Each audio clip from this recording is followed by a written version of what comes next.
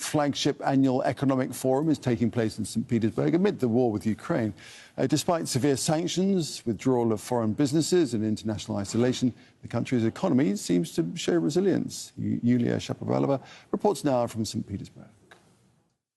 17,000 participants from more than 130 countries, politicians, businessmen, members of the media from Russia and overseas. The country once again shows it's not isolated. There are guests from Africa, Latin America, the Gulf countries and many more. This year, the forum is being attended by the presidents of Bolivia and Zimbabwe and other officials. A real marathon of discussions. One of the main themes here is transition to a multipolar model of the world economy. Economic relations with the BRICS and Shanghai Cooperation Organization countries are discussed, as well as the possibilities of developing the Northern Sea Route as an international transport corridor. The Russian side says it's opening new horizons in business and looking for new partners. Oman is the honorary guest state of the forum this year. Russia's now a very important player in the economy. We've signed a lot of agreements between our countries with private and public companies.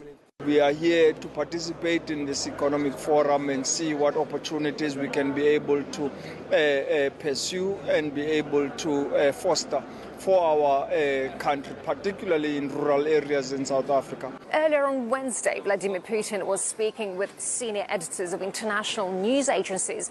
The Russian-Ukrainian conflict was discussed there, and according to Putin, the West should stop supplying weapons to Ukraine. From his point of view, that's the shortest way to end the conflict. As for the risks of nuclear war over Ukraine, Putin said that the West had repeatedly accused Russia of nuclear saber-rattling, but pointed out that the United States had used nuclear weapons against Japan in World War II. He said that Russia had no plans to attack NATO member states, but it would respond to any aggression against his country.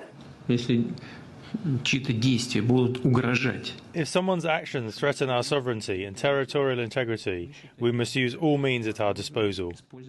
Vladimir Putin's genealogy has been presented at the forum. It goes back to the 17th century. The family tree shows 13 generations of his ancestors. We understand that the Putin family originates from peasants from the Tver region, not far away from Moscow. By the way, it's interesting that his descendants are not shown on the tree. The culmination of the forum is expected on Friday, June the 7th, when Vladimir Putin is expected to address its participants at a plenary session. Yulia Shapovalova, Al-Джазира, St. Petersburg.